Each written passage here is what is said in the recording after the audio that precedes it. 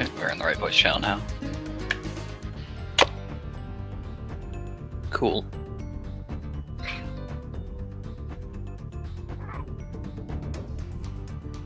So yeah, basically whenever you guys are ready, I'm ready with the countdown. Yep.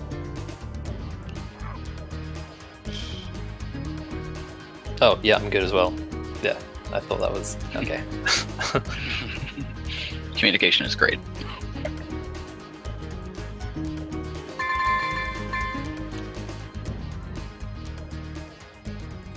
Want a countdown, Ty? Yeah, because I don't know if I'm gonna actually see things at the right time.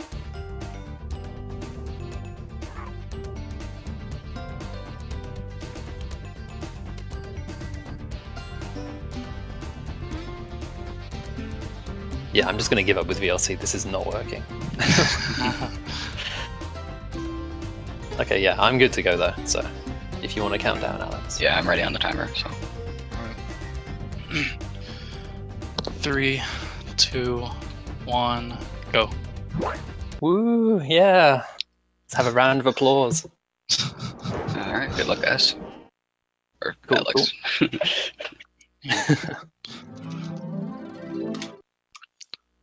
Alright, so this is Spyro 2 Ripto's Rage 100%, where we just collect all gems, orbs, and talismans in the game. Yeah, nice. I only just saw you start from the menu. This is gonna be fun. Yeah, I already got the first lizard. Okay, wow. Yeah, so right off the bat, I'm just going to talk about stuff because I know this run anyway. Yeah, so right off the bat, if you're not familiar with this game, there's a technique called double jumping. And so basically you jump, and as long as you're not holding any directions, if you do a charge during the jump, the game doesn't know which direction to send you, so it just sends you kind of upwards, and you kind of get this arcing motion, and you can abuse that to get to like all sorts of places in this game. So it's used throughout the entire run. And then you'll also notice that we're kind of doing this level backwards, and that's because of the lizard challenge. To start the challenge, it's basically the end of the level, and it kind of walks you backwards through the level, so Thanks for helping. rather than like going forwards, starting the challenge, going backwards, and then back to the end again, you just skip straight to the end, and then kind of collect stuff along the way as you're getting the lizards.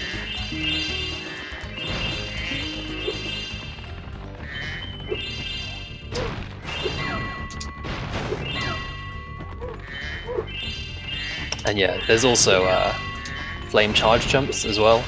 So again, I want to clarify that I'm like really behind on video because I'm having technical difficulties.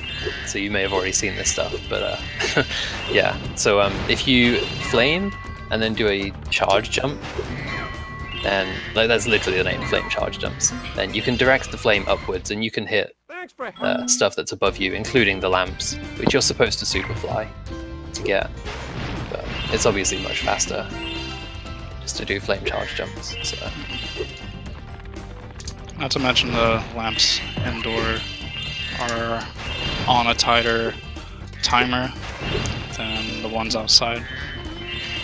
yeah, outside you have a really long time between flaming a lamp and then it going out again, whereas inside I think it's like 25-ish seconds, Yeah. thereabouts.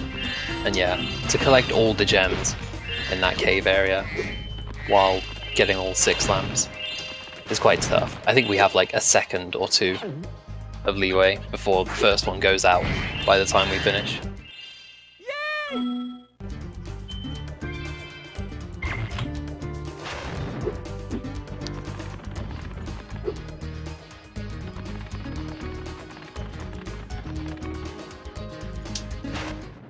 Spyro.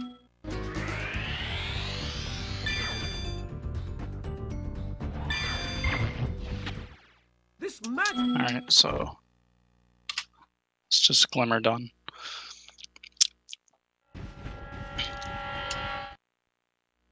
Interesting thing about Glimmer is that it's the only level in the game where it doesn't have an exit level option because the game just expects you to Yeah, go it's through almost the like a portal, tutorial level. pretty much. Whereas other levels, it'll allow you to exit level from the menu whenever you want to, which we'll mostly be using. Yeah, generally it's much faster to end the level somewhere that's not near the exit portal. Also, wow, I got VLC working, but it's like stuttering a little bit. But it's still like way further ahead than the Twitch stream. Hello there. So, Great. this is Yeah, Moneybags. so- You'll pay for... Basically, he's around in other parts of the game, and you have to pay for stuff from him to access other areas and levels. That's the only time you'll see him, so say goodbye to him. Yep, goodbye Moneybags. You fat potato. And yeah, some of you may be wondering why we ignored Idle Springs and also Colossus, just like going straight past them. And you'll see that in the next 10 minutes or so. The beginning of this run is very unusual in that you seem to just skip out on lots of things. But then we end up getting a few abilities later on in the game, and then we end up coming back through and clearing all the stuff that we missed the first time around. So yeah, also it should be noted that there's been an interesting route change to this category in the past week or two, thanks to a new runner called Drashed. Whoops. My stream's frozen. I can't see what's going on.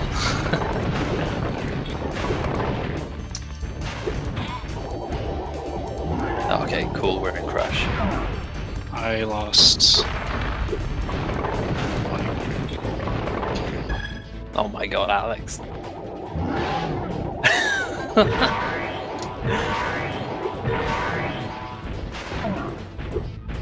Yeah, the Crush fight is also a bit strange as well. Essentially, he walks from pad to pad and does different attacks depending on what the color is. But the objective, speed-wise, is to minimize how much he walks around, since that obviously takes time to do. So you want to take damage from some hits, but then not from others. And without going into too much detail, it's to minimize the amount that he walks around. I'm also trying to take damage in the lava as well, just to get Crush off the platform faster. Yeah, so if you take damage from the lava at like just the right time, the game assumes that Crush has damaged you, or something along those lines, and so it will get him to start walking away sooner. Those are quite precise though, I'm surprised that Alex does those.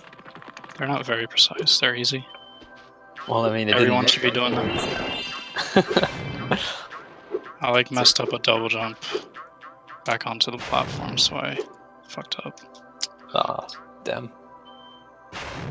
So yeah, again, you're seeing Alex completely ignore a bunch of levels here. He could have gone into Glacier, could have gone into Skelos, or even Breeze, but it's much faster to pick up some things from the end game first, and then sweep through everything later. And so this series of jumps, this is generally known as Climb Skip, because otherwise you have to buy Climb from Moneybags. And it's essentially just a series of double jumps with some flops thrown in. And a flop is basically where if you jump, or if you like charge jump or do a double jump and then release X, or sorry, square, then Spyro goes into this falling animation, which is what we call the flop. And in that animation, you can actually push him up and on top of ledges. So it allows you to get a little bit more height, and you can make some jumps that otherwise wouldn't be possible. This roof, much earlier than you're supposed to be able to, and also not the intended way, because normally you're supposed to break a wall that's inside the castle, and then from there you can get up onto the roof, but we need that wall to be intact for a big skip that's coming up soon.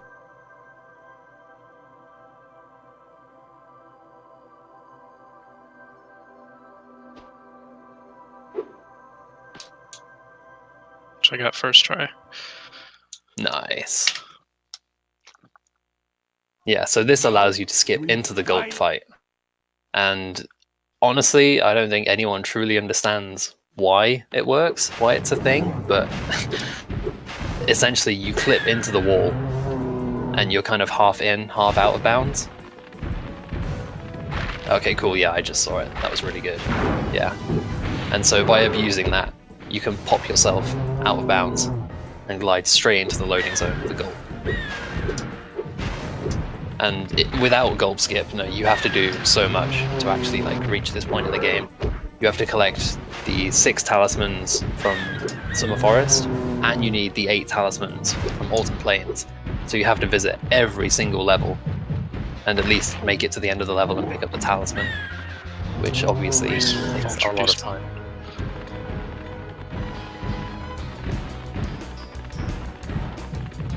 Shoutouts to Tuval for gulp skip, by the way. What a man.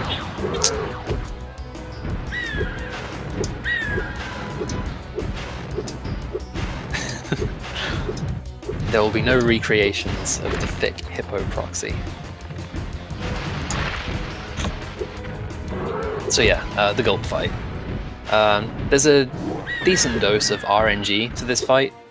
The first few phases are set in stone. The first phase is always barrels in the eggs, and the second phase is always bombs, and the third phase is always rockets. But after that, it's a free-for-all what you get from the egg drops. And it's also random where the eggs drop as well. So even though there is... I can't wait to see it. Yeah, so even though there is a decent dose of RNG, after a while of doing the gulp fight lots of times, you kind of learn how to work with what you've been given.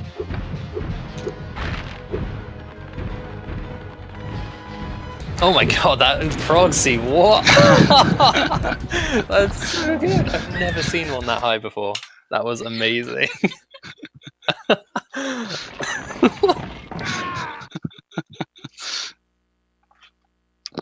Yeah.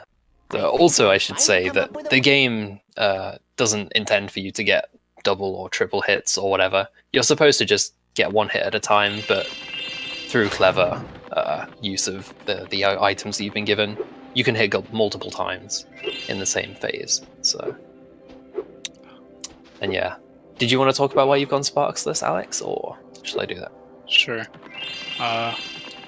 You notice I was taking hits from the lava outside the arena or off the explosions that I hit gulp with. This is because... Well, let me answer Dragon Shores first. But in Dragon Shores, we're about to do an out of bounds that puts us in water, which I'm going to use to swim in. But the problem is that normally in levels they have like loaded animations, like swimming and taking damage underwater or on land, whatever. This level doesn't have any swimmable water going underwater normally, but they just have a bunch of water outside the level anyway for some reason, and that's bad. Oh no. But anyway, the problem is that if you have sparks in Dragon Shores and trying to swim out of bounds, you'll crash the game pretty much 100% of the time. But if you're sparksless... What the heck? What did you do in the theater? Don't know. Got stuck. Yeah, that's incredibly weird. But if you're sparksless, you can swim underwater. Yeah, the leading theory is that Sparks' underwater model, he has like this little bubble around him normally, and in the rare instances that people have got swim in Dragon Shores without crashing, Sparks never has a bubble around him. So the theory is that that little bubble model like doesn't exist within Dragon Shores, so the game crashes whenever it tries to load it when you swim. That's the theory anyway. I don't think anyone really knows for sure. But yeah, swimming in Dragon Shores to pick up the fireball power-up and then enter the theater is the fastest way to do so. So we take damage in gulp so that we can be sparksless. Nice, I heard the split, so I knew you got theater this time. Yeah. So yeah, theater is incredibly interesting because essentially it just lets you watch the cutscenes in the game, but there's a way to skip into it, and it turns out that watching final cutscene for defeating Ripto is the trigger for giving you all abilities and removing money bags, because that's like a normal thing that happens when you beat Ripto. It gives you back all your gems that you've given to Moneybags, and it gives you like all the abilities that you would learn from him, and it removes Moneybags from like everywhere in the game. And it turns out that cutscene is the trigger for it. So by watching that, Moneybags is no more, and we have all the abilities and all that good stuff. And also, Alex picked up the Fireball power-up, which is supposed to be like a reward for 100%ing the game, but by going out of bounds, you can just collect it early. And so now, that's kind of like all the prerequisite stuff out the way. That's just kind of setting up the run, and then we can actually have fun now, play levels, do stuff.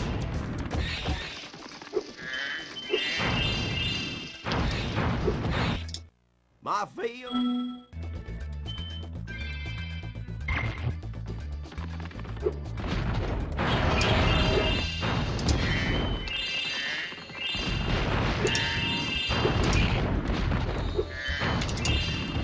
So something you mentioned before about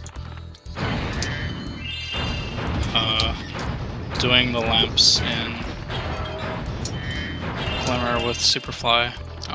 Pretty much every level has like a special power-up for doing a little challenge, orb challenge or whatever. And this one, like all the power-ups are, I believe, Superfly, Supercharge. Yeah, I can't think. Super Shield, whatever. Can't think of all of them off the top of my head. Invincibility. So, this one has a Supercharge power-up, and you need to get 15 enemies to unlock that power-up. Yeah, so pretty much every level has a power-up in this game, and in order to activate them, you have to kill enemies and collect spirit particles. So part of the route for this level is collecting 15 spirit particles along the way, because that's what you need for the supercharge, and we're going to use that supercharge in a pretty cool way towards the end of this level. And it's funny as well, because the route for this level, generally, there have been small tweaks here and there, but generally, this route has been the same since like 2013. And it's just like a really good route. It makes really good use of the supercharge. So as you can see, he's breaking through the baskets and vases, as well as pumpkins, and then through those doors as well, on the supercharge track. And then collecting up a few more gems on the way. And then, similar to how you can do flame charge jumps, you can also do what we call angled fireballs. And if you do a charge jump and then start a glide, there's like a small window where Spyro is kind of angled upwards. And when you shoot a fireball during that small window, it goes upwards. And so he used that to destroy the last pumpkin that's on the track. And that was that's the last thing for the guy to warp you back, give you an orb, completing the challenge. And so then using that warp, you can go get a few more gems and clear up. It's a really cool route. I do like this level. Annoying though. Alright. Coming up is another Speedway level. Or not another, this is I was gonna say, yeah. I'm so used to the old route. I know, yeah. So like, as I was saying towards the beginning, the route has recently changed for this, and we would have done Ocean Speedway right after Glimmer, before entering Crush, but now we do Ocean Speedway later on. So this is the first Speedway, Canyon Speedway. And so pretty much all speedways follow the same formula. There are 4 objects of some description, and there are 8 of each of them. so 32 things total, and you basically just have to clear them all out in the quickest time you can. And so immediately, if Robotica wasn't clear enough, you can see now why Fireball is such a powerful tool to collect early and use throughout like as much of the game as possible. Why the route change? Good question. It's faster, basically, just the homeworld movement. We used to get a swim in air in Summer Forest and swim like across nothing to Ocean Speedway and enter from out of bounds, and then do some other stuff on the second visit of Summer Forest, but it turns out just moving Ocean Speedway later and doing some alternative movement is just a few seconds faster. Plus, Ocean Speedway with Fireball itself, because we used to do it with Flame, whereas now we do it with Fireball, and so we save a few seconds from that as well. Yeah. And so, welcome to the first Hunter Challenge of It's the not really Speedways. Ocean with Fireball. That's the time save in them. It's also the home route. Saves like 3 or 4 seconds over the other one. Yeah, it's a nice bit of Fireball, Ocean with Fireball is just a bonus time save. But yeah, so as well as the actual time attack element of speedways, there's also a Hunter challenge in each. Hunter is hidden somewhere and you have to find him and talk to him, and you can do a challenge. And they're pretty awful overall, they're not that good. Like, this one's just an auto-scroller, but yeah. You just form whatever the challenge is, whether it's destroy blimps or fly through rings or something, and he gives you an orb for it, so it's alright, I suppose, but yeah, there's not a whole lot you can do to speed up most of them.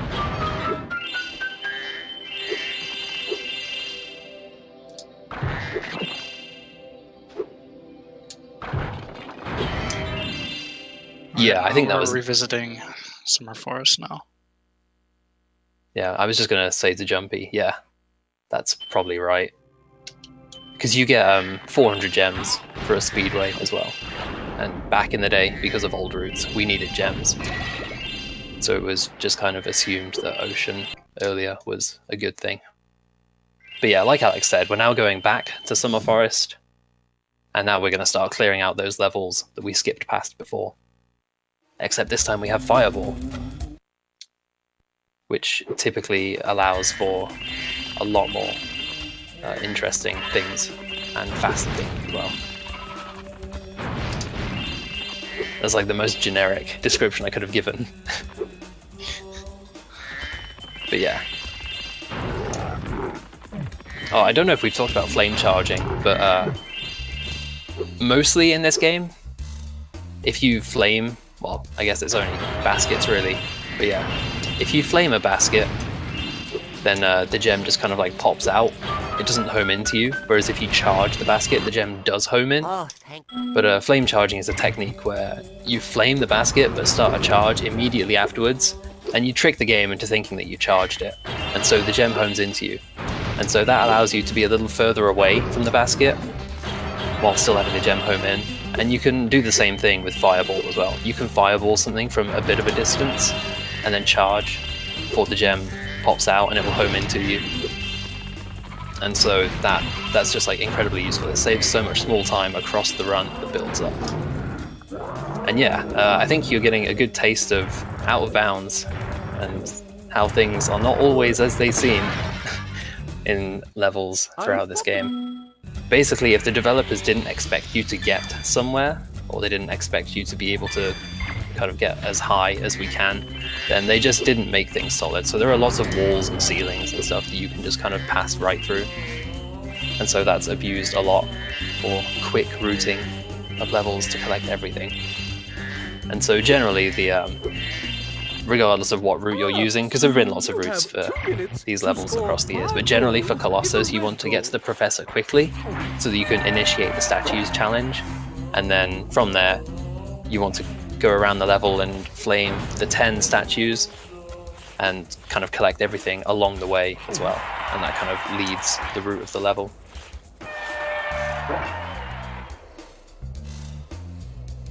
Also, hockey is a thing, and it's one of the worst things ever. I saw you got a quick shot, that's good though. Yeah. So far. So, while it's not RNG, technically, it's fairly precise to get quick shots here. Sometimes you can have the puck kind of rebound straight to you, and you can immediately shoot it into the goal and get a quick shot. And each one saves about 7 seconds, if I remember correctly. Yeah. So, it's kind of a big deal. Yeah, when you have to score 5, if you get 5 quick shots, then that's like 35 seconds saved, which is absurd. But yeah, it's just very annoying. It seems to be based off your movement and camera positioning. So you can kind of have setups for it. But yeah, I wouldn't bank on it. Thankfully, Hockey 2 is much nicer. You're introduced to your own goalie. And typically, he kind of hits the puck the same way every time. So it's much easier to know what's going on. Oh, and also the opposing goalie always shoots the puck to his player. So if you know where the opposing player is, you can get between him and the opposing goalie, and you'll get the puck. So it's much, much nicer than Hockey 1. Well.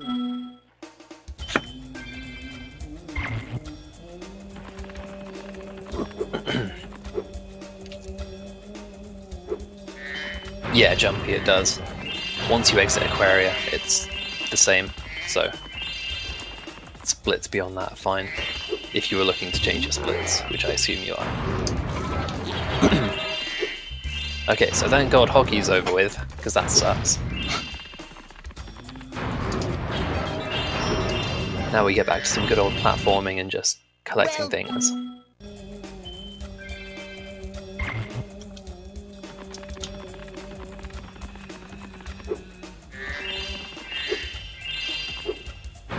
And I believe Alex is going to go for a proxy. Oh no, the proxy's not in this route. Oh my god, I hate this route. I don't want to learn it. Yeah, never mind. Yeah, so Colossus is one of the levels that has seen an updated route in the past week or two. And it used to involve a really cool proxy that would launch you up. But apparently it's not in this new route, so rip. Also, it seems weird collecting things after you've gotten the statue's orb. Yeah.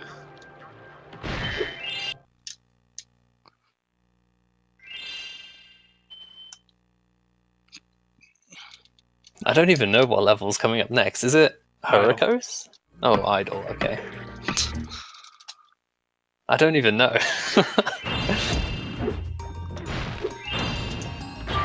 So much new stuff lately. What do you proxy off? So, God, it's really hard to explain, but essentially, there's one tiny little room that you're supposed to speak to an NPC, and he like raises the room for you so you can pass through. But if you don't speak to him, then the room is like still lowered down, and there's a little hole in the wall because you're not supposed to be on that side. You're not supposed to see that the room's not in the right place or whatever. And so in that little hole, you can jump through it and get stuck in the floor. And getting stuck in the floor triggers the proxy, and so you can charge out of it and it launches you up. If someone's got a video, that would be a way better explanation, but yeah. So this is Idle Springs, and this is home to one of the other worst challenges in this game, along with Hockey. As you're saying right now. Yeah, and so this is Fish. It's really annoying as well because you have to complete 3 separate challenges for a single orb, and this is just like the most tedious thing ever. You have to feed the idol 10 blue or yellow fish. If you feed him a red one, he'll spit out like 3 or 4 fish. And it's completely RNG what fish come out. It's RNG what color fish comes out, how frequently the fish come out, and very rarely it affects the height that they come out of the water as well. Sometimes a fish can jump out of the water so low that you hit it and it doesn't even go into the idol's mouth, which is just the most frustrating thing in the world.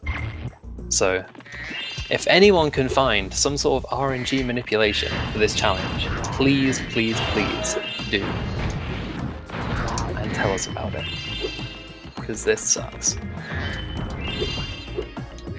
But yeah, as I was saying, you have to complete 3 challenges for this one orb, and that first challenge was just standing on the 4 corners to complete that light puzzle or whatever. And that kind of leads the route for this level as well. You start there and get those 2 initial challenges done. First puzzle and fish. And the third one is kind of towards the end of the level.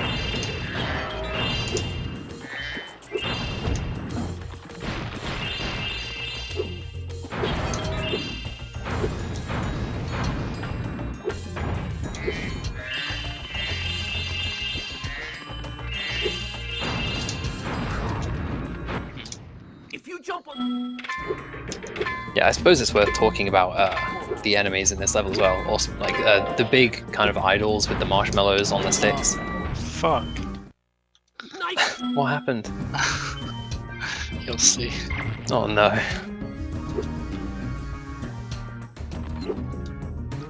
Anyway, there's a proxy. Yeah, a nice easy chest proxy. They're good news. Oh, you missed those 2 vases, yeah. Okay. Rip. Yeah, so if anyone was watching earlier runs in Spyrothon, you've probably heard explanations of proxies already, but if you missed those, essentially, you get Spyro stuck in something or somewhere that he shouldn't be, like another entity's hitbox, whether it's an enemy or a fodder or a chest in this case. And the game says, hold on a minute, Spyro is not supposed to be here, and so it pushes you out really quickly. And if you're fast enough to react, well, I mean, it's not that fast, but if you're faster than the game expects you to be, you can charge out of those. Like when it pushes you out, you can charge out of it and maintain the high speed, and so you can use that to get distance or height. And that's essentially how proxies work. And so for that one, you get yourself inside the chest hitbox and jump out of it. Go out of the building and up onto the top area. And there was also a cool supercharge off a rock after he did the Hula Girls challenge. That's just an abuse of the scenery, because the rock is sloped slightly. You can just supercharge up it. It's just a nice way to get back up quickly.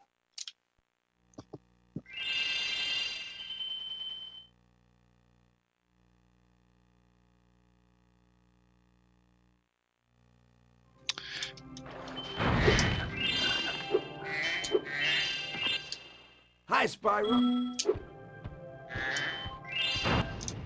Okay. Okay, coming up will be another speedway level.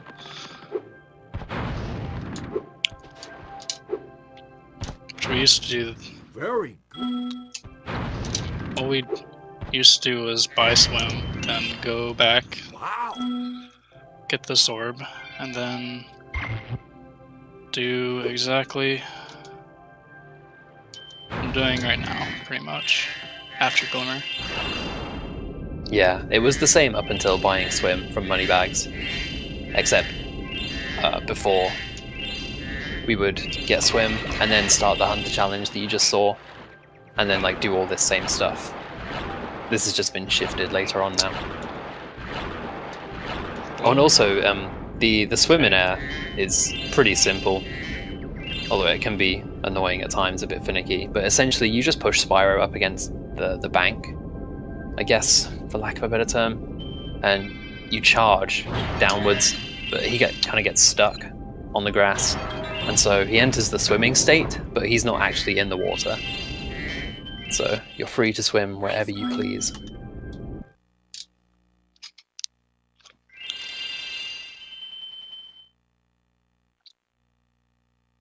There are a few different ways to get swim in air in this game.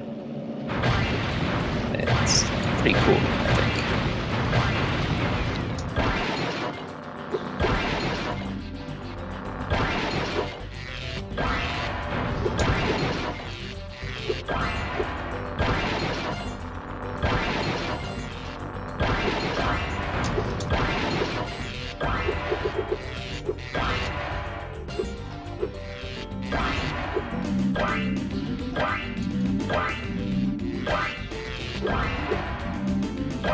Yeah, so just like Canyon Speedway, there are 32 things, 4 sets of 8. In this case, it's cars, arches, boats, and rings. I almost forgot the rings. And so yeah, you just want to collect each one, whether it's passing through it or destroying it. I guess now. All right. And we used to do this with Flame right after Glimmer, but now that we do it with Fireball, there are some nice opportunities to hit boats and cars from further away, which saves a couple seconds. Yeah, nice, ending with 50 seconds left on the clock. Before, it was like 48 at best. At least with the routes I was familiar with. And so yeah, this is the Hunter Challenge of Ocean Speedway, and you're supposed to follow him and pass through, like each time he passes through a ring, it will give you a few seconds and it will start shrinking and disappear. And you basically just need to pass through all the rings before they disappear. And so the easiest way to do that would be just to follow Hunter and get them as he does. But we get a few rings out of order in the interests of going fast. But that does mean that some rings are a little tighter than you would like them to be.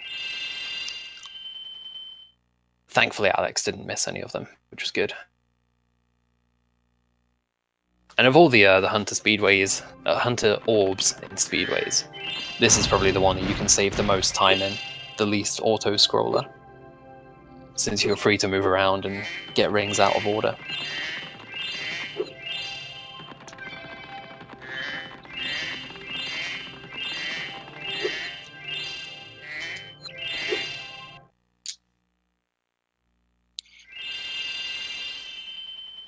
So now we're heading into Hurricos, I believe. Yep. Alright, cool. Yeah, I do know the route at this point. Yeah. So Hurricos is a pretty, well, straightforward level in the sense that there isn't really too much that dictates the route. Just kind of want to collect as much stuff as you can. Kind of in some sort of sensible order.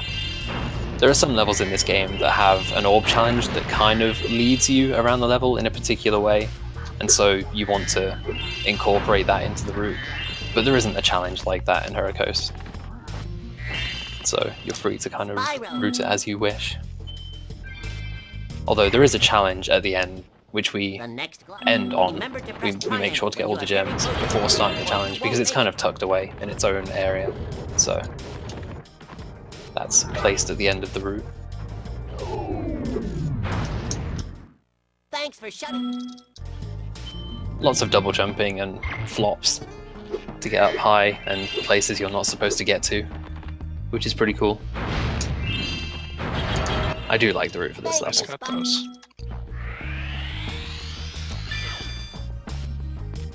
It's an interesting way to get those baskets. Yeah, that's one of the most interesting parts about this level.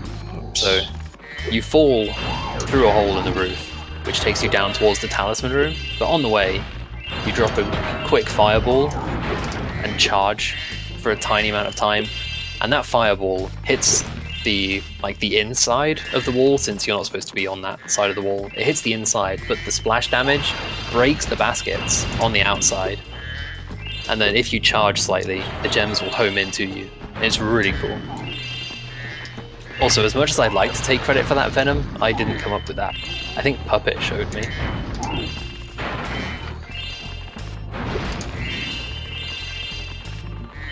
But yeah, I came up with this route, I think.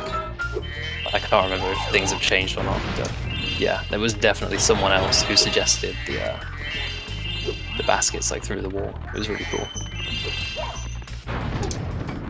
Also, those electric barriers, you might have been wondering how Alex could just run straight through them. Again, like I said earlier, if the developers didn't expect you to get somewhere in a certain way, they wouldn't bother coding collision. And so those electric barriers, they thought, well, the players are only going to approach it from one side, so we should only make it solid from one side. But it turns out you can approach them from the back, thanks to double jumping. So you can just pass right through them, as long as you're going backwards. And then this is the challenge I was talking about, lightning orbs. The general gist is you want to put all these lightning orbs back in place. There isn't like a set orb assigned to a specific place, you can drop them wherever you like.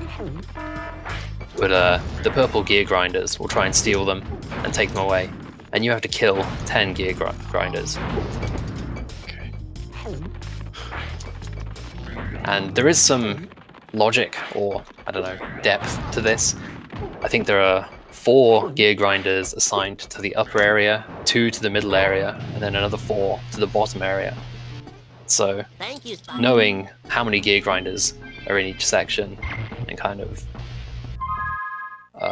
how feasible it is to put certain orbs in certain places, there was a route kind of built around trying to do it optimally. Yeah, it's kind of hard to talk about though.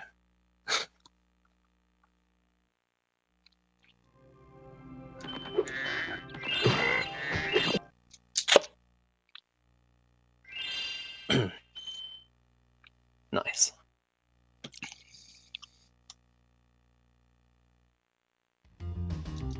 RNG assigned, that would be the worst thing. You have to put a specific orb in a specific place, but it's random each time. No thank you. And so now we're in Sunny Beach, which, despite its name, is not sunny or happy in the emotional sense. This level's a pain. I hate it. Same. Yeah. Yeah, so it's a pretty short level, actually. If you looked at it from a top-down view, you would see that it's actually incredibly small, but there's a lot of stuff kind of packed into it. And so these boxes that are in the water and also on land later on, there are 7 of them, I believe. And there's a fireball power-up in this level. You're supposed to kill 11 enemies and get the fireball power-up, and then use the fireball to break open the boxes. But since we have the permanent fireball, we don't have to bother getting the enemies and using the power-up. We can just get the boxes as and when we see them, which is nice. So enemies on this level are ass. Yeah, one of the reasons this level sucks is because in particular, the ducks with the shovels, they're just awful. Their hitboxes are massive. When you kill them, their hitboxes only get bigger, so they push you around. And also they can hit you from miles away. They're just incredibly annoying. Oh my god, you just got destroyed by those enemies. So yeah, breaking all the boxes as he goes along. And there's one final box here, which he could just dive into the water right now and break it. But he's going to leave it.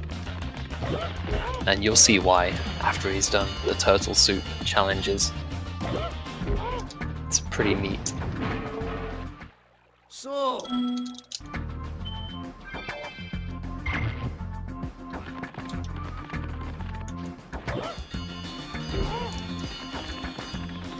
So turtle soup is pretty straightforward.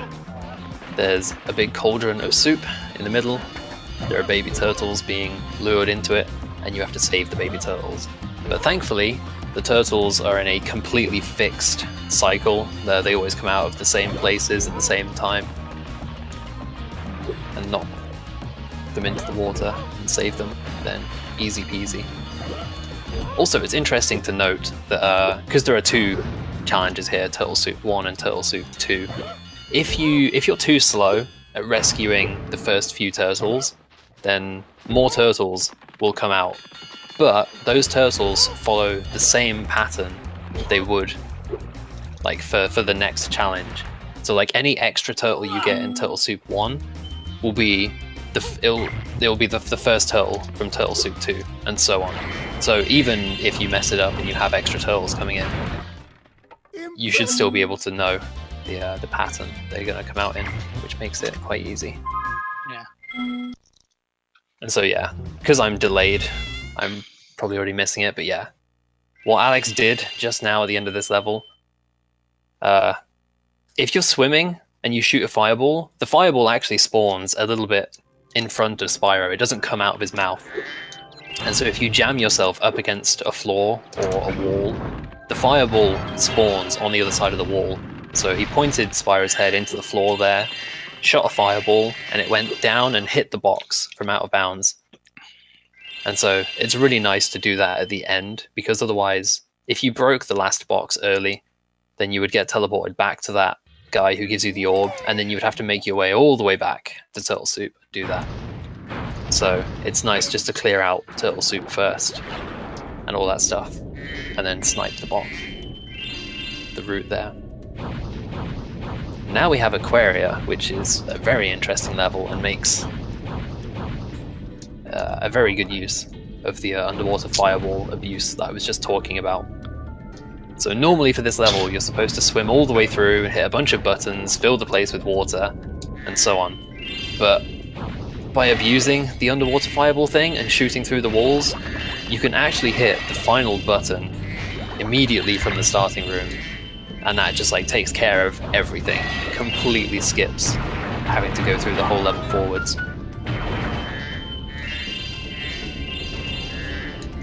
But a consequence of that is that all the water levels kind of get messed up, because normally when you go through the level and hit the buttons in order, the water kind of rises progressively until eventually the whole place is underwater.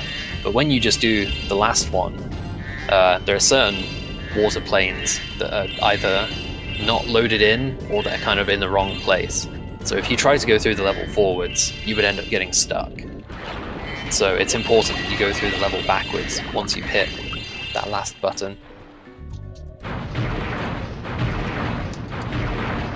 And that also gives you a risk of locking yourself out of gems. Like if Alex missed some of those gems in the upper area, but then like swam down into the further water levels, he would have been unable to get back up and get them. So it's really important that you get the gems like when you intend to get them, because you have all these messed up water planes and going from swimming to swimming, which is very strange. But yeah, it's a really cool level. Also, shout-outs to Puppet for the button snipe at the beginning. Like, I came up with the route for this level as well, but it was Puppet who told me that the button snipe was like a thing, and you could do it quite consistently. So, based.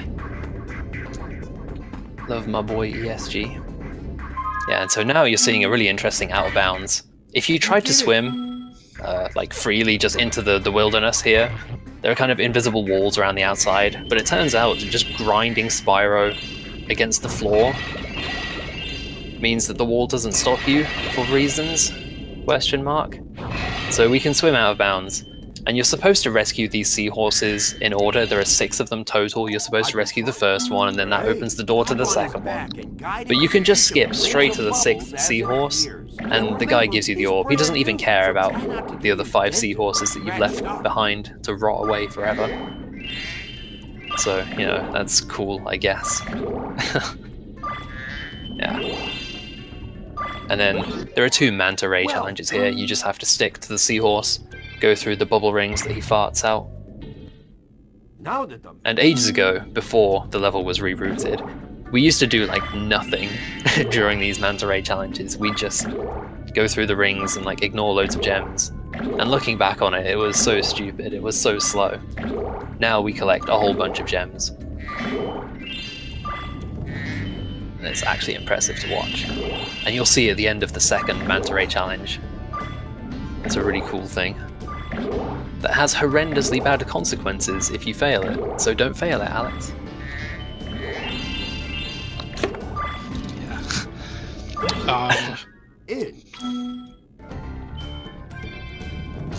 Interestingly, on emulator, I found that you can actually skip the second to last ring.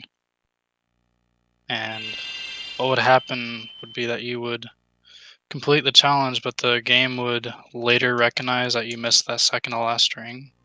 So while you got teleported to Hunter for completing the challenge, it like warps you back to Hunter while he's like talking for like a second, and he says that you failed the challenge. But what happened was you still got the orb for winning the challenge. But you can't do that on console because it crashes the game if you do that. Yeah, it's so strange how it crashes on console, but it's fine on emulator. Very strange difference. Because generally, the Spyro games are pretty good for being somewhat accurate on emulator. But that's kind of the biggest discrepancy. But yeah, it's really important to make sure that you go back for that second to last ring. And also, you want to approach it from the back as well, because if you try and like go around the side, the game registers that you've gone to the side of it, and I think it just assumes that you missed the ring, and so you lose the challenge, which is obviously really bad.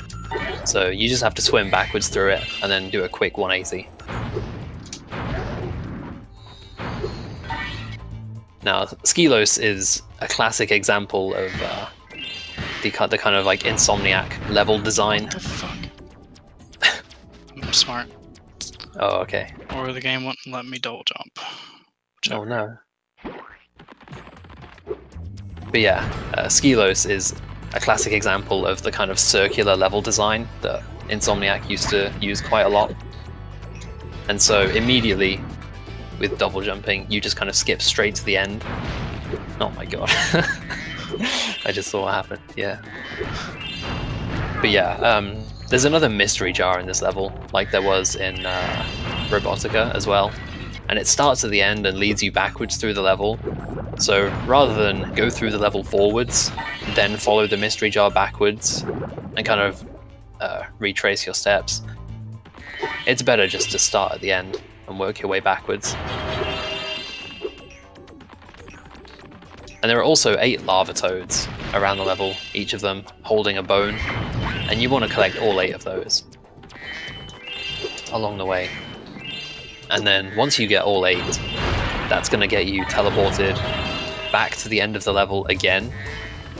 And so there's a nice bit of routing that's gone on in this level, since you kind of end up going back and forth. But you obviously want to minimize how much distance you travel, so...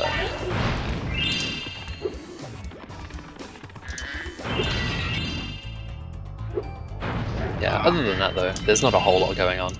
I suppose I could say that for each lava toad that you kill, Thank you, when you kill them, the bone kind of like comes out of a fixed point every time. I think for most of them, the bone pretty much comes out of where you would imagine their nutsack to be. So when you kill a lava toad, if you position yourself near where their nutsack would be, then you'll get the bone like pretty much instantly. And so yeah, Alex just got warped back to the end of the level again, but he left a few gems and the talisman for himself to obviously minimize backtracking. And then we're going to end on the dinos challenges, of which there are 2. And so it's pretty simple, it's the same pattern every time. Well done, Grant. As long as you know which order the dinos are going to hatch from the eggs, you can just get there ahead of time. And with Fireball, of course, you don't even have to get close to them. You can stand from a distance and just shoot them.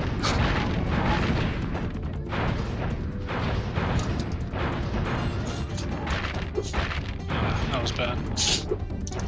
Damn. Yeah, and there's a nice small little time save at the end of Dinos 2 as well. You can get the last 2 dinos out of order. And it took me ages to like actually understand how to do it, but Alex told me there's an audio cue in the music, because this challenge has its own music, which is nice. You can use that. But yeah, okay. He messed it up because he's a scrub. Yep. Washed up.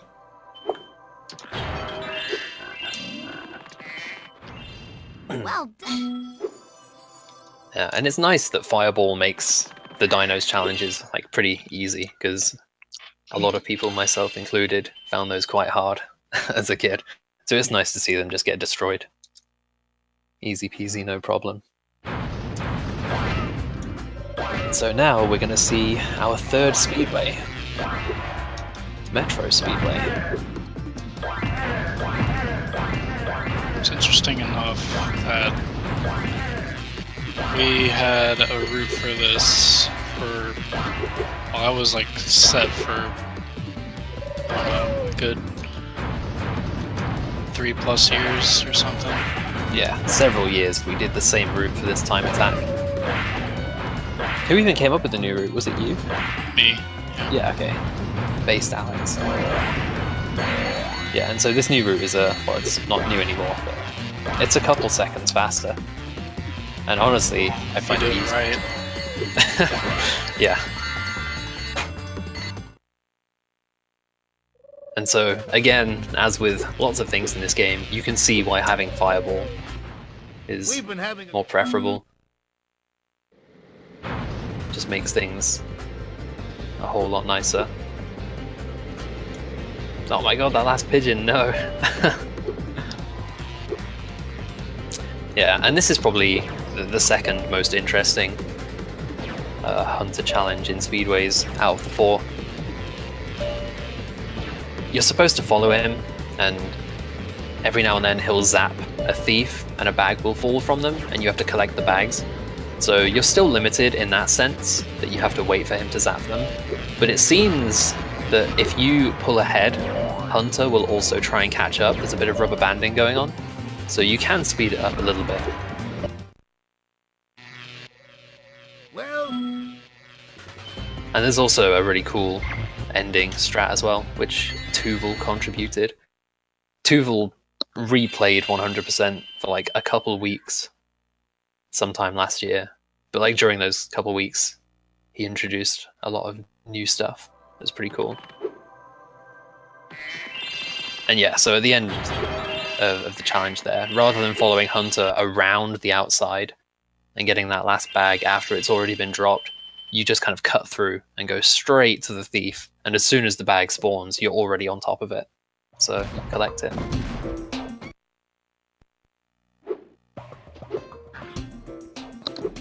Alright. Oh boy, I hope we have some fans of farming in the chat. Herding animals. For some reason I didn't. Yeah, so right off the bat in Zephyr, we're going to do a big ol' set of jumps and skip out a huge chunk of the level. Because this And that's level also because- has a mystery jar. Yeah. It's a common theme in Spyro games, both 2 and 3, for the mystery jar to start at the end of the level, lead you back through. So again, rather than walk all the way forwards through the level, hit the mystery jar, and come back again, you just kind of bolt to the end. And then follow the mystery jar back through and collect all the stuff that you missed.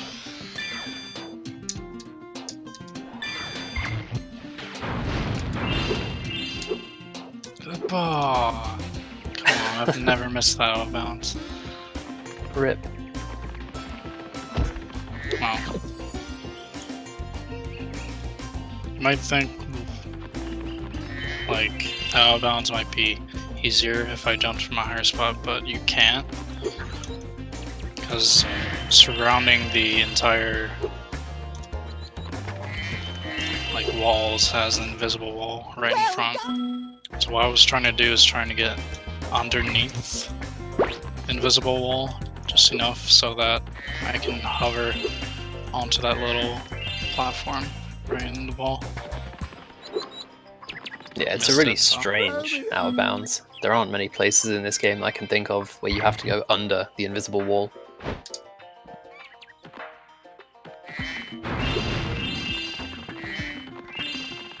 And yeah, you're seeing a massive chunk of the level skipped here. If you've played this game, you'll remember that the professor gives you some seeds, and you have to plant the seeds, and they form platforms, and you have to climb them, and you have to go around this whole area. But thanks to double jumping, skipping out of bounds, you can just kind of head straight to the professor, get the first orb from him, and then talk to Juliet and get the second orb. And it just cuts out having to do so much. But then we enter the real fun of this level, and when I say fun, boy do I mean fun, and that is cowlicks. So there are 7 of these slippery bastards, around the level, and you have to get all 7 of them back to Bo Peep's pen, and she'll give you an orb for rescuing herding 5, and then another orb for herding the last 2. But because we do the level kind of out of order, we just end up getting kind of 7 at around the same time. And so typically they'll try to walk away from you, so it shouldn't, like, it seems like it shouldn't be too hard to manipulate where they're gonna go, but sometimes they just walk off in random directions, and then when you fireball them as well, sometimes they'll get shot in directions that you don't want them to be, and it's just a mess. And especially at this point in the level when you have sort of 4 kind of in the same area. Sometimes you'll aim to hit one of them, but the splash damage will hit another Cowlek and knock them away, and so then you'll have to completely rethink what you're doing, and it's just a nightmare trying to herd all these Cowleks.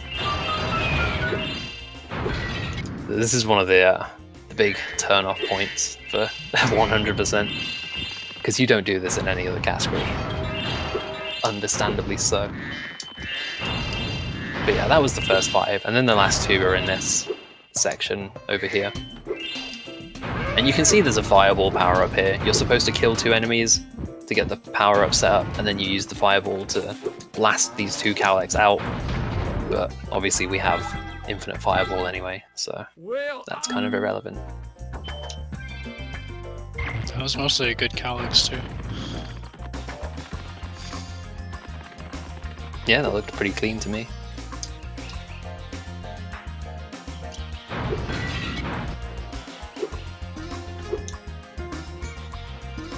Nice.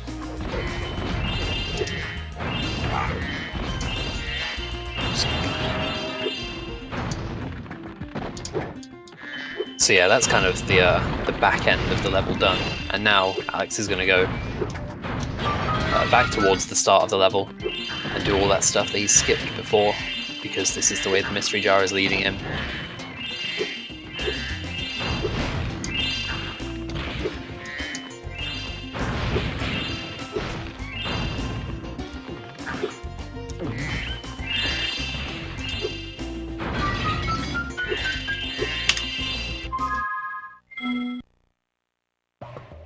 I really enjoyed the last part of this level, actually, now that I'm watching it again. It's just Cowleks that are really annoying. That's the reason there's no Cowleks there.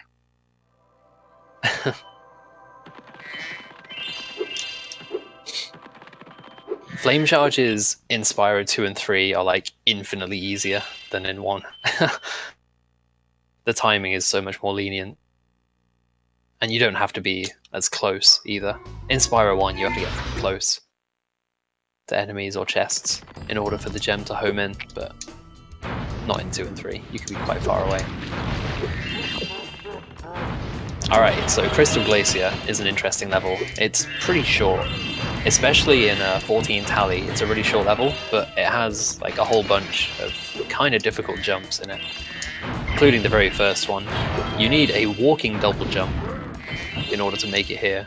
And a walking double jump is essentially you walk forwards a bit and then stop walking, but there's a slight period where Spyro kind of slides forwards still, and that's when you want to do your double jump. Because as I said at the beginning, you want to be neutral for a double jump, you don't want to be holding any directions. So if you just walked straight forwards and did a double jump without stopping, you wouldn't get a double jump, you would just kind of charge downwards. So you have to walk forwards a little bit, then release the D-pad, and then do your double jump. And that kind of carries a bit of forwards momentum into the double jump. So that makes that jump possible. I don't know, I was wondering when you were going to get that. It's like not a good gem to miss. Oh my god. Okay, so an annoying thing is that stuff can block your way if a basket or a vase is behind that thing with collision. So it just absorbs your fireball if you're like trying to fireball it. And it doesn't like... The splash from the fireball doesn't even do anything. Oh my god. Yeah, I've never seen it that bad before. You got completely denied by that.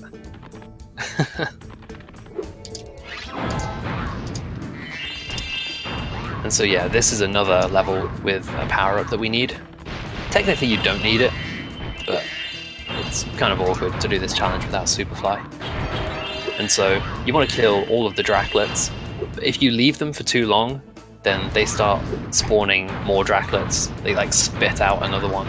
And so the longer you take, the more Draclets that will respawn. So you want to shoot that.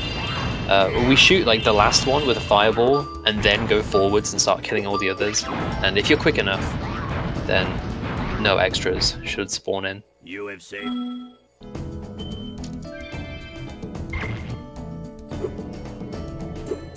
This stream has stopped again. I love my in. But yeah, because of the incident with that basket that Alex missed and had to go back for, kind of messed things up a bit. And so you're going to see a cool mechanic here that we call Superfly jumping, and it's essentially like a double jump, but out of a Superfly, and you can get ridiculous height from it. So he's going to use that to launch out of the lower cave area up top, and then follow a path of gems to the George challenge, which is a pretty boring challenge as well. George the Snow Leopard is lost from his owner, and you just have to shoot some fish that jump out of the holes and then follows you back. Feed him some fish and he'll love you. Forever.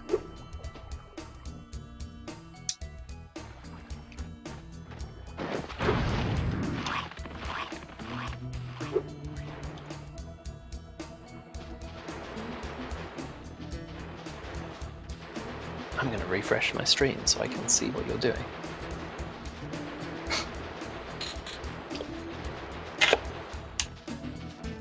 Okay, yeah, you're in George. I've missed absolutely nothing. What a surprise. Oh, also, on the way back, when you're leading George back to his owner, if you get too far away, then George will stop walking, so you have to stay within some radius of him, which is why Alex was doing that weird like stuttering forwards.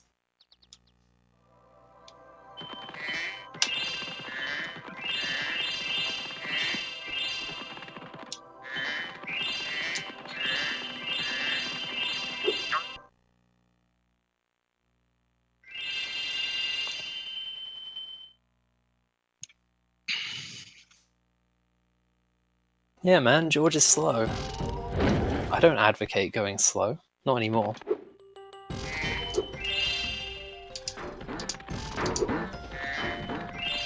Alright, Breeze Harbor. This is a nice level. In fact, are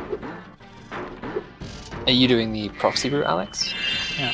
Single proxy, yeah, cool. Thanks for.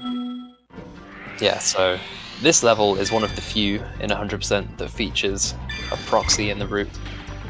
And that's because clams, which we proxy off here, the fodder, are incredibly easy to proxy off. They're very consistent. So that's why we opt to do it in 100%, because otherwise, if we were doing these other proxies that aren't so consistent and easy, it would be a bit of a nightmare.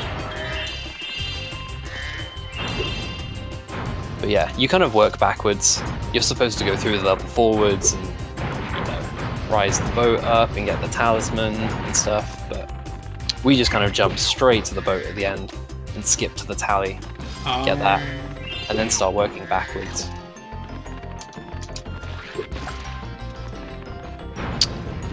This is not going well. Yeah, there are also these 8 mines throughout the level. Oh no, that proxy.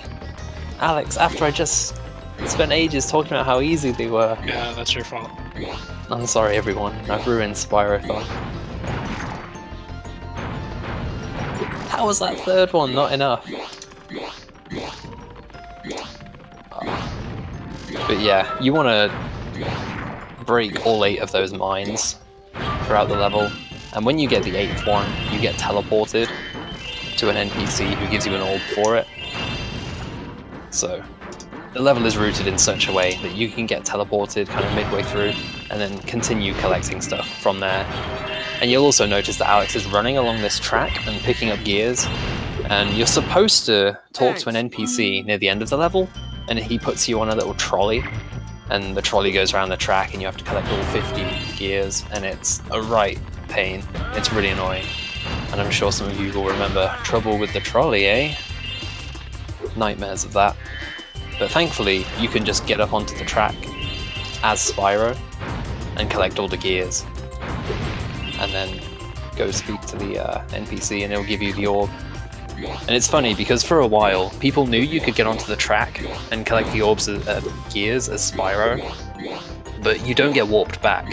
So for a while, people assumed that you just couldn't get the orb from it. No one thought to go and talk to the NPC.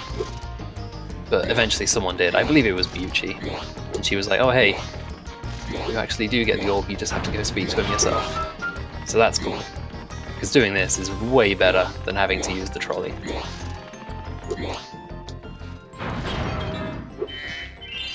Yeah, and the route that we've used for collecting gears has evolved a lot as well. In the past, we would climb onto the track once and then collect all the gears before coming off the track, but now we kind of do it in a couple of phases or whatever. So yeah, that jump at the end. It seems quite daunting, but it's really not so bad. Just kind of skip into the end room and get the orb. If you do die at any point while you were collecting gears, all the gears respawn.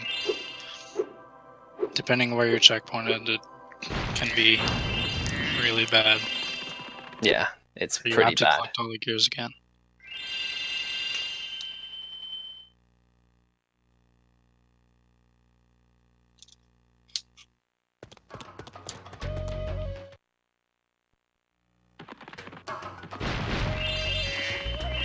Yep, so now we're entering Scorch, and this is another level where you just kind of skip straight to the end and work backwards.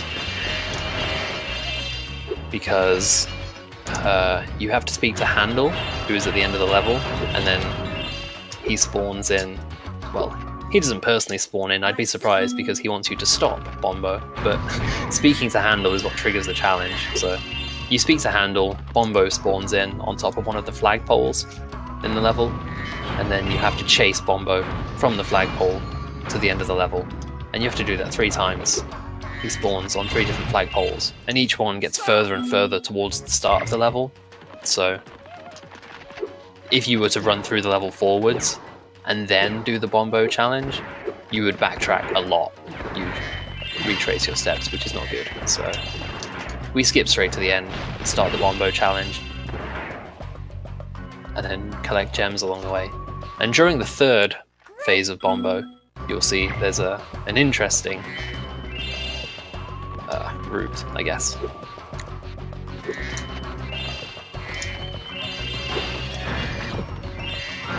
Yeah, and also because you end up chasing Bombo around that final area 3 times, Alex is ignoring some gems this first time. Like, there are gems he could have collected there, but he's going to be doing that 3 times, so he has like a set number of gems he wants to get each time.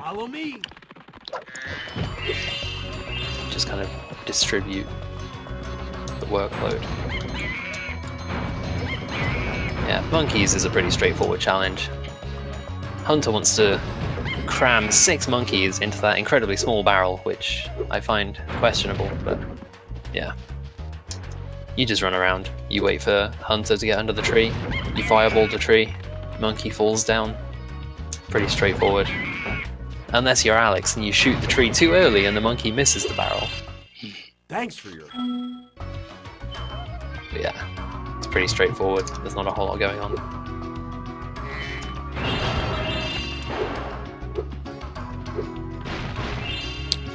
Although something worth noting, if you leave the monkeys area mid-challenge, the game kind of like respawns you. It's like, no, you're not supposed to leave, get back over here. And when it teleports you back to the start of the challenge, it actually resets Bombo. You have to go and speak to Handle again, which is really annoying, so it's important not to fall off during doing this challenge.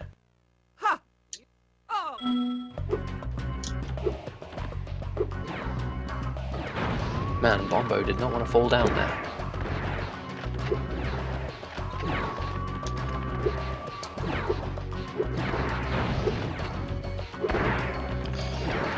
For the longest time, people like to say Bombo's bombs, like where he throws them, were RNG, but you can actually, it's actually dependent on Spyro's previous direction that you held right before he throws it. So if you were to like tap right while Bombo was like in the process of throwing the bomb towards you, he'll like throw it in like the predicted direction you were going. So if you just like, I don't know, tap right, you can like juke. Yeah, you can get him to throw the bomb to the right, but then you could like actually go left after that. So yeah, this is Bombo Phase 3, and you didn't get the out of bounds. But yeah, there's a small out of bounds you can do there. Like the inner area of this level, because if you've noticed, this level kind of wraps around in a circle, and the inner section is not solid, you just fall through it. And so it's a little bit faster to get to this middle section. But yeah, so for Bombo 3, you kind of leave him to do his own thing, and you go off and collect a bunch of gems during that time. But while you're collecting those gems, normally if you go too far away from Bombo, he just stops moving and doesn't catch up with you. But the way that we've routed Bombo 3, when we're getting those gems, we actually like re-enter the radius that says, yes, I need to catch up with you.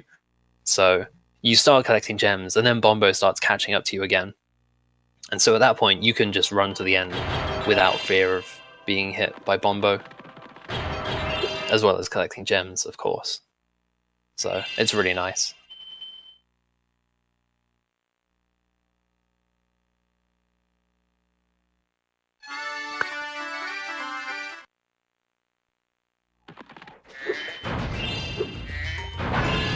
If we've got any fans of Scotland in the house, I hope you like Fracture Hills. So this level has an interesting route, actually. In order to get the talisman, you have to free these 6 satyrs who are trapped in stone. But because of the fireball power-up, we can actually rescue multiple at once. Normally when you rescue a satyr, there's like a little cutscene, you can't move during, and you have to sit and watch it.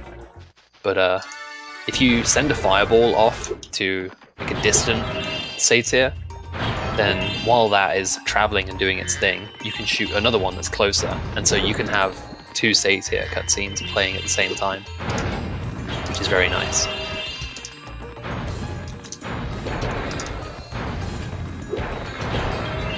And Alex is also going to be killing enemies along the way, because there's a supercharge power-up, which we will be making use of.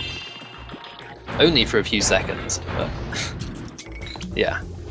It's still faster, because you have to kill a bunch of enemies for this upcoming challenge anyway. So if anyone remembers, there's an alchemist here, and you have to guide him through this kind of area of what they called Earth Shapers. That's the one. But with Fireball, you can just blast them and kill them in one go. So you sweep through the area and kill the Earth Shapers, and then you don't have to guide the alchemist through. He's free to do as he wishes. So we use this time to go do other stuff, like collecting gems and free another satyr. Oh, dude, nice, you got the glide away from that satyr, that's sick. So yeah, we call this part of the level the sequence break. It's just generally what it's referred to as. So while the alchemist is doing his thing, we're off doing all this stuff, and there's like a fixed amount of stuff that we want to do during the alchemist. Because when the alchemist reaches his destination, we're going to get warped back to him. And so we want to make sure we get all the stuff we want to get As long as before we're warped back. And so it ends in this room here. Well, I mean, it's here for me. Maybe it's gone for you, but yeah. You want to end in that room and get the orb from the fawn. And if you're quick enough, you'll get warped back to Hunter, where the alchemist finished up as well. It's a really nice section once you've practiced it and got it down.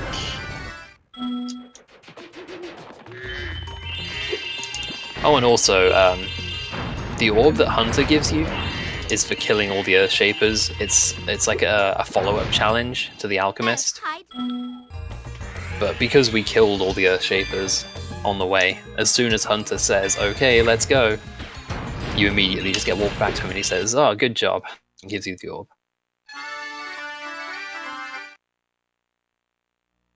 And then after the alchemist and Hunter, we go get the last couple of satyrs and then end in the talisman room.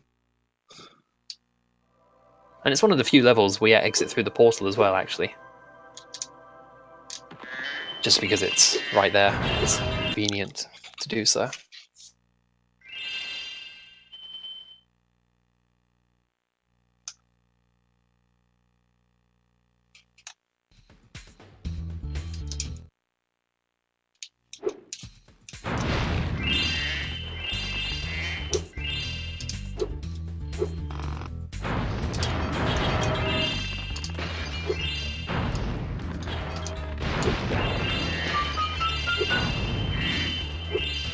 Alright, so now we're in Magna Code. This level features more of Hunter, annoyingly. There are 2 mini-games. Well, it's the same mini-game, but you have to do it twice, and the second one is slightly harder. So we'll see that in a little bit.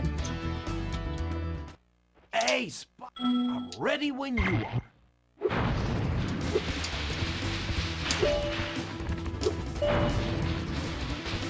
You can see the double jump is making a huge...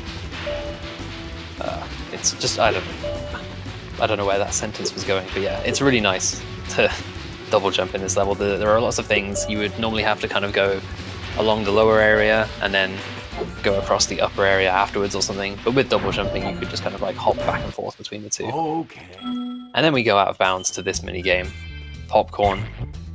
So for the first one, it's the first one to collect 10 popcorn pieces, and the second one is first to 15. And during the second one, Hunter's a bit faster, and he seems to have better reaction times, as it were. And there's a dose of RNG to this, where the popcorn pieces are, but you can listen out for them, and you can see the smoke trails as well. So, as long as you keep an eye out on your surroundings. Like, if you see that there's nothing going on in a particular section of the arena, then you already have a good idea that the popcorn pieces must be like on the other side or something. And as well as that, if you listen out and you can hear that there's one kind of, I don't know what the word would be, but you can hear them like chuffing along, I guess. I don't know. the little like smoke trails, the noise they make. You can hear that there are some like coming up behind you or whatever, so... Yeah, it's one of those things that you just kind of get better at the more you play. But it's still annoying nonetheless, because there's a dose of RNG to it.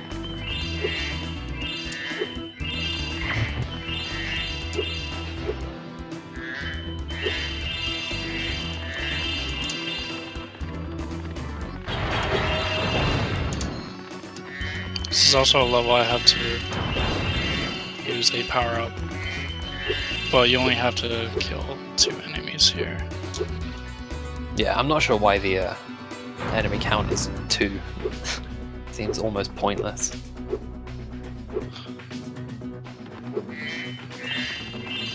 Yeah, I guess it should be noted as well that normally these big Earth Shapers, you're not supposed to be able to kill them so easily. You're normally supposed to charge into them and they get pushed back a little bit.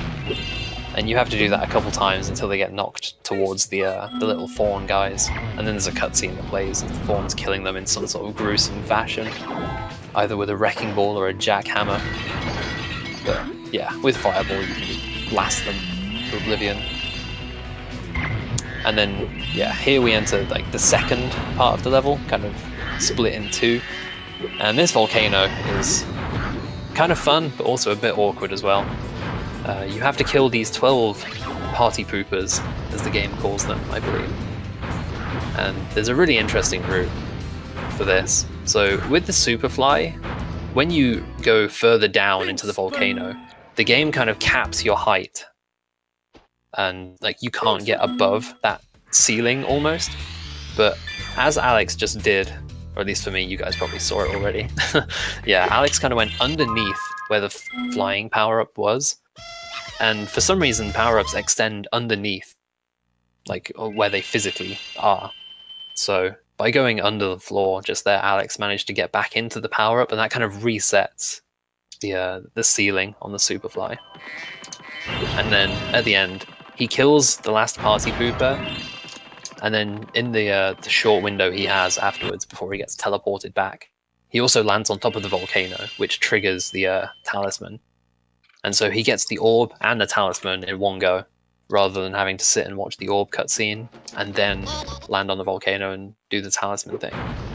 So it's a nice little time saver there.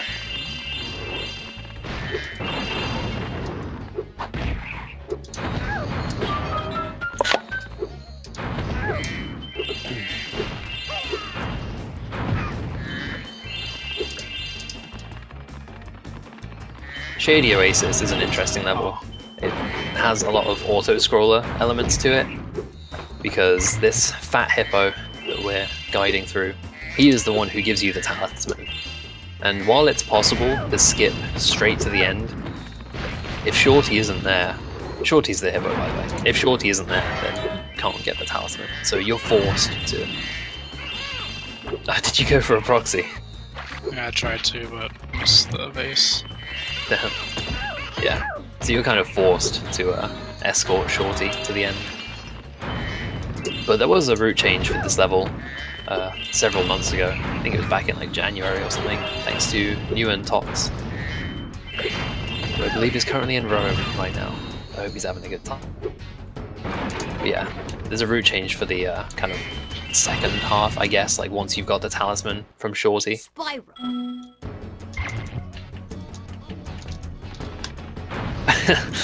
Yeah, I'm assuming that's my hippo proxy highlight. Crank your speakers right down. Oh, I never even talked about it, but yeah, to get Shorty through the level, there are various berry trees, and you basically just have to hit the tree, a berry drops out, he eats the berry, he grows really big, and he breaks open the door for you. Oh no, I can't imagine what you've done. If you have to death abuse in Shady.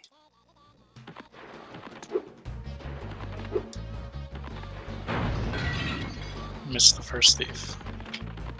Oh no.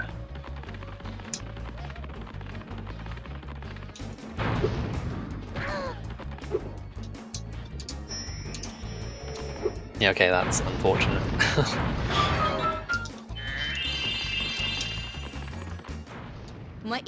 Yeah, okay, yeah, you got the mystery jar. Good, good, good. Yeah. So, before this level got rerouted, again, as with the other levels with mystery jars, that was kind of the focus. You can actually shoot the mystery jar from like underneath using the fireball, which is pretty cool. Like from the beginning, you can shoot upwards and hit the mystery jar.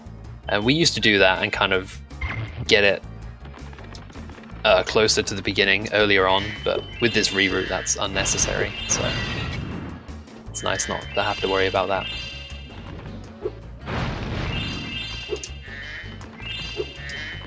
Yeah, that challenge with the hippos in the rocks, you're supposed to head bash those guys, but you can just fireball them, so you can afford to go out, away a little bit, pick up some gems, and just shoot fireballs from afar during that challenge, which is nice. And then Alex is going to go for a cool thing coming up in a second. So he killed the last thief, and then there's a short window before he gets teleported back, and he shot the mystery jar before getting warped back. And if you mess up on those stairs at all, then you won't have enough time to do that, so it's cool that you got it. It depends on the timing you also hit the mystery jar too, because the mystery jar animation can cancel out the teleport. Yeah. Like whenever you hit the mystery jar and it shows you where it's gone next, if you're in that cutscene as the game tries to warp you back for another reason, then I think it cancels out. But yeah, then we just end on the mystery jar at the beginning of the level again. And so now we have the final speedway, Icy Speedway. And this is like the most auto-scroller hunter challenge, which you'll see after the time attack. Thankfully, the time attack itself is really interesting. It's arguably the most fun. Quite hard as well, though. Very easy for things to go wrong.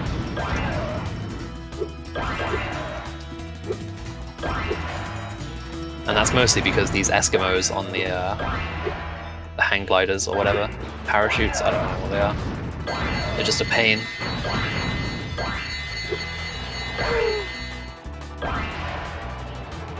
Oh, the serpents can be really annoying as well. A few of them you want to charge through, just because charging is fast and you want to hold the charge for as long as possible. But sometimes when you charge through a serpent, their hitbox can push you down and you'll land in the water, and then that will fail you. You have to restart the time attack, which sucks. But yeah, this went all right. Burger, you mean Skilos. Early Ripto Autumn Plains got rerouted. Did it actually? Yeah. I've not seen on that. Skilos instead of Amazing. So yeah, here's the hunter challenge. You literally just press left and right to go through the rings. That's all there is to it. You can't press anything else, nothing else works. It's literally just left and right. So, woohoo, fun times. You can change the camera. Like so. Yeah, at the end we always rotate the camera just because it's about as much fun as you're allowed to have. Yeah. Wait. It's a shame they didn't let you spam fireballs. At least that would have been something.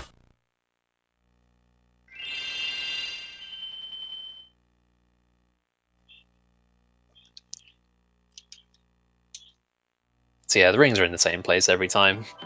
It's very easy to just turn off during that challenge. But that is Autumn Plains 100% complete. So now that's everything in Summer Forest done, everything in Autumn Plains done. And now we're going back to Winter Tundra to clear off the last few levels and then go and fight Ripto to complete the run. Oh, don't go terribly. Are you doing the new Metropolis route? Yep. Oh boy, that should be fun. So yeah, Metropolis is the last level in the run, and that has also been subject to a new route in the past week or two. So hopefully Alex can pull that off, because it's quite impressive as well, actually. But yeah, first of all we have Mystic Marsh, and this is probably the best example of a level that is rooted around a specific challenge. We collect a few gems and do a little bit of cleanup before starting the trading challenge, but after that we go and speak to the professor, and he gives us an egg. And with that egg, you have to take it to a bird's nest, which is somewhere else in the level. You put the egg in the nest, and that gives you another item, and then you have to take that somewhere, and so on. And there's this whole chain of trading things. And so, because it takes you all around the level, pretty much, that kind of dictates the route that you have to take. So Alex is going to get like a bunch of gems along the way that end up leading him to the bird's nest, so he can put the egg in. But there are other challenges in the level as well, so he's also going to try and complete some of those.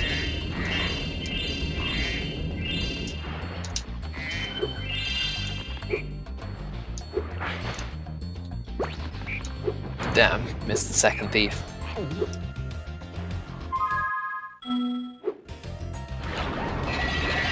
Yeah, so with this challenge of the 4 thieves, each one of them has a spark plug that you have to get back, and you basically just have to kill the thief, which is fairly straightforward with Fireball.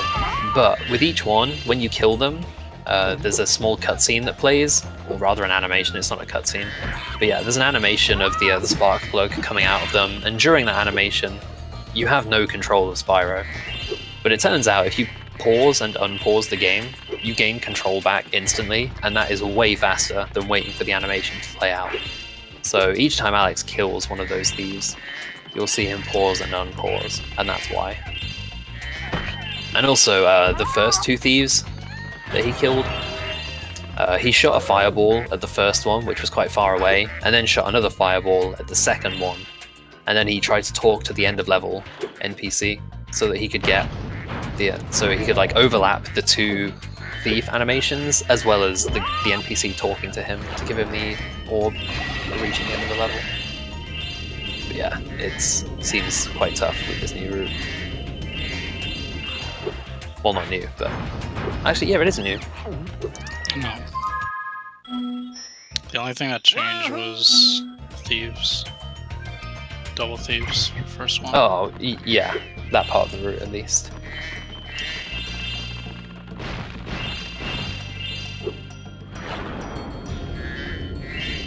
But yeah, as you've seen, Alex has been throwing items here, there, everywhere in exchange for other items, and then just collecting gems and killing thieves along the way. And so now he's on the second to last item, so he's going to get a bunch more gems. When he puts this turnip, Directions. yeah, when he puts this turnip or whatever it is into the cauldron, he'll get given the pencil. No, it's not the pencil, it's the gold coin. Yep. I don't even know my own speed game. Yeah.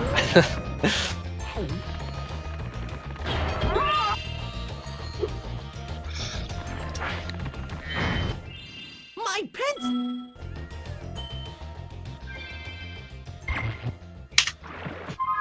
Yeah, Marsh is a bit of an annoying level with the whole trading challenge and such.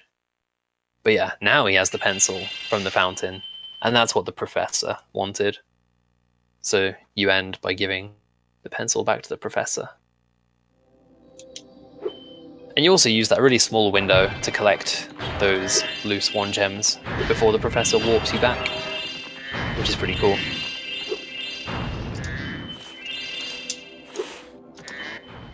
Well, it's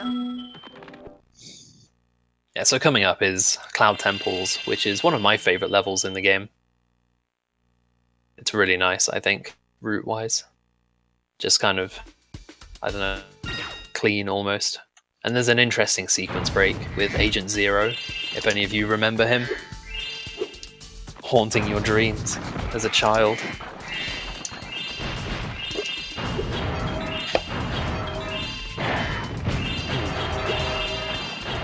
There's also a good abuse of Fireball as well, with the Bells challenge. It entirely skips having to use a power-up. A power-up that's actually quite cool as well, which is a shame. The Ice Breath power-up. Freeze things, make ice blocks, and use them to climb up places, but no, double jumping is OP as heck, so we just completely skip that. And then use Fireball to shoot the bells. But yeah, the opening is very kind of straightforward. There's not a whole lot of... what's the word for? I don't know, like unintended stuff.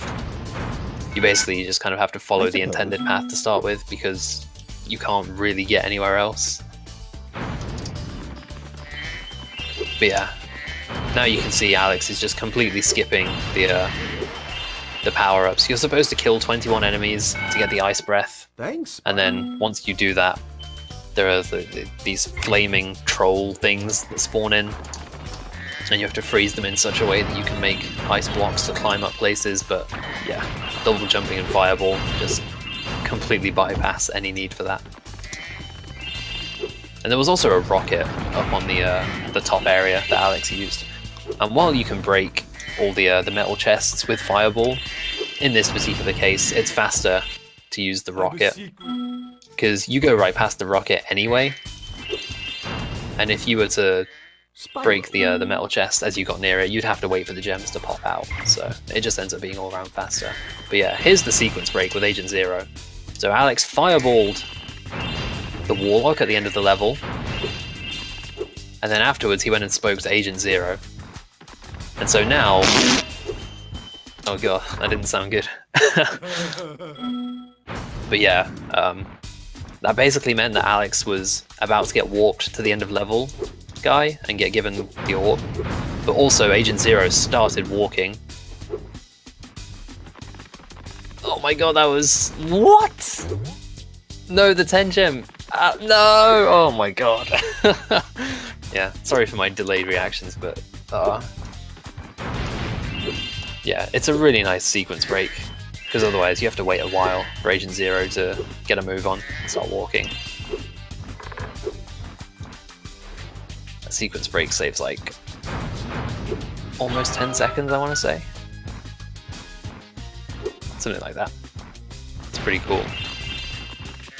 But yeah, after that initial stage of Agent Zero, it's just a case of sticking behind him, making sure he doesn't see you. What?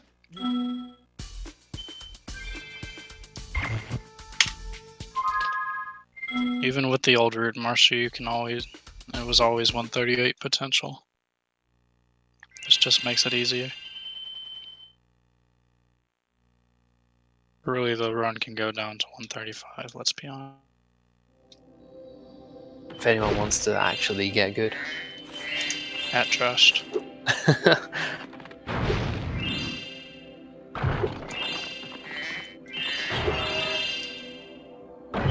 So now just heading into the final level, Metropolis. And as I said, this level has seen an updated route within the past week or so. And I hope Alex can pull it off, because it's really cool.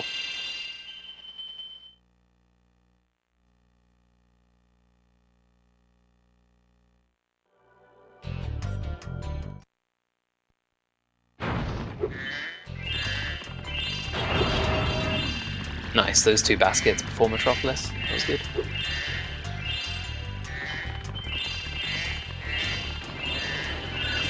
So yeah, a big feature of Metropolis is these elevators that you're supposed to head bash on, but it turns out that fireballing them also has the same effect of triggering them, so we use Fireball to just shoot these elevators and get them moving before we get to them. But there are 1 or 2 elevators that we need to go up instead of down, and so we don't want to hit those early because then we can't get on the elevator and can't get up. But with this new route, there's a section of the level that we just kind of skip out on. So when Alex ran around that elevator and got the 2 gems, we used to go down there and then take another one to get back up. But now we leave that lower section for the end of the level. And it skips having to use a few elevators, which is nice. Also, this Ox challenge, so at the end of the level, bearing in mind this level's pretty small, at the end of the level there are a bunch of UFOs flying around, and it turns out that the ice for that Ox challenge there is kind of half in the radius of the UFOs, half out. And so depending on what your movement is there, you can be in or out of the radius of the UFOs, and that will determine when they start moving or when they stop moving. Because in Spyro games, if something is off camera or it's too far away from you, typically it stops doing whatever it's doing. So you can kind of manipulate the UFOs by doing different movement on that ice. And it looked like things went a bit sloppy there, but generally that was okay with those 3 UFOs and breaking various things that needed to be broken. And so thankfully this second UFOs challenge is 100% consistent because you're always there already. Like for the first set of UFOs, they start moving and doing their thing as soon as you start the level, so your entire movement up until you start killing the UFOs will affect where they're going to be, what cycle they're on, that kind of stuff. I forgot. But with the second set of UFOs, they always spawn in at the same time, so 100% consistent. And yeah, as I said, this level's pretty small, so a lot of the gems are kind of contained in this final area, with only some the tunnels and corridors beforehand.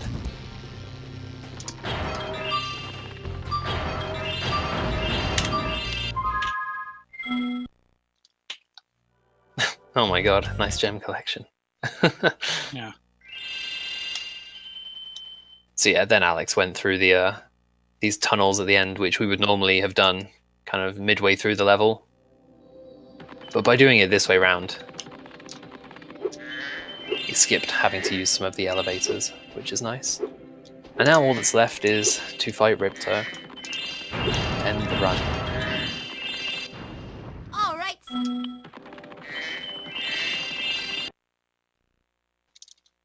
And I guess I'll start talking about it now because phase 1 and 2 will be over before you know it. But normally when you fight Ripto, obviously you wouldn't have Fireball. And so what you're supposed to do is Hunter will drop orbs from the sky, different colored orbs, and then depending on which ones you collect, you'll get different power-ups like Fireball or Supercharge or these weird green explosive things. And you would have to wait on Hunter to drop those and then use them to damage Ripto. But with Fireball, you can just mash circle and get phase 1 and 2 over with instantly. But there's a cool early hit you can get on phase 2. So at the end of phase 1, if you turn around and face the middle and shoot a fireball before the cutscene, and then skip the cutscene immediately, the fireball is still active, and so it can hit Mecha Gulp at the start and get an early hit. And then similarly, there's an early hit for phase 3. At the end of phase 2, you aim at where Ripto's going to spawn in the sky, and you shoot a fireball, and then it hits him. And then it's just a case of following Ripto and shooting him wherever he goes. And I heard Alex split, so I know he's done. So good job. Just overestimate. So it's a 145.21. That's about right. Then subtract For 18 RTA. seconds for RTA. Yeah, 145.03. It's okay. Pretty bad for my standards. Yeah. I was expecting you to thrash my PB. Like you always do. No. This new route's hard, so I mean, Yeah, I'd better. They'll be missing me in the Yeah, Dragon bearing in Force. mind there's I've still been gotta like be a bunch of new patient. stuff found in the past couple Better weeks. now. You should all go easy on Alex. Moneybags has something he wants to give you. I most certainly But yeah, generally that was a pretty good showing, I think. So it shouldn't be too long to set up for the final run. Marathon will be not Vinny coming back with 117% Spyro 3. Oh boy. Hope you're all ready for like 3 hours of mini games and side characters. don't know if you want me to show anything else.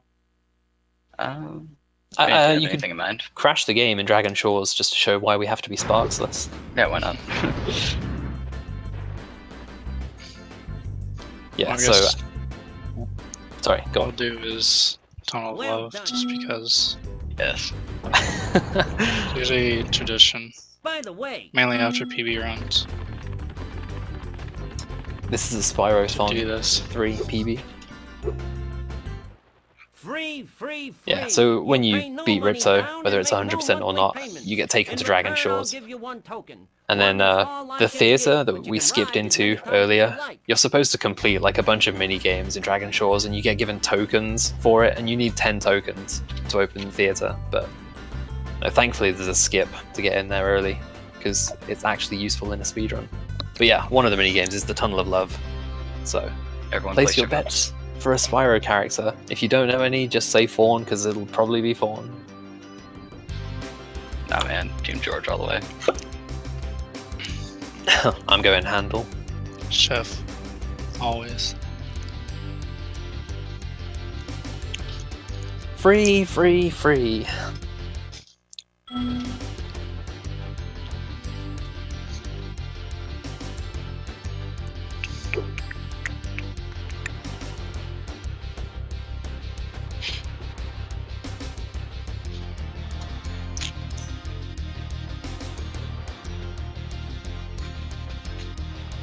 Team Sparks. Aww. Sparks isn't on the Tunnel of Love.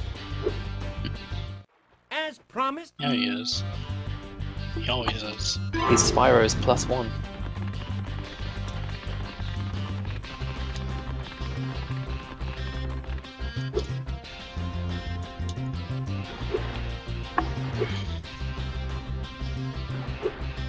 I told you. It's always fun. And this is why we always go Spyro. I think you cut out while you said that. This is why we always go Sparkless here. Yeah. For people doing theater. Yep. If you try and swim without sparks, then there's a good chance your game will crash as so. What a great still image to leave it on. Alright, so yeah, I think that'll do it for this. Yep. We'll Yeah, transition cool. it over and we'll get Benny right. I'll be back in like hopefully less than 2 or 3 minutes for that.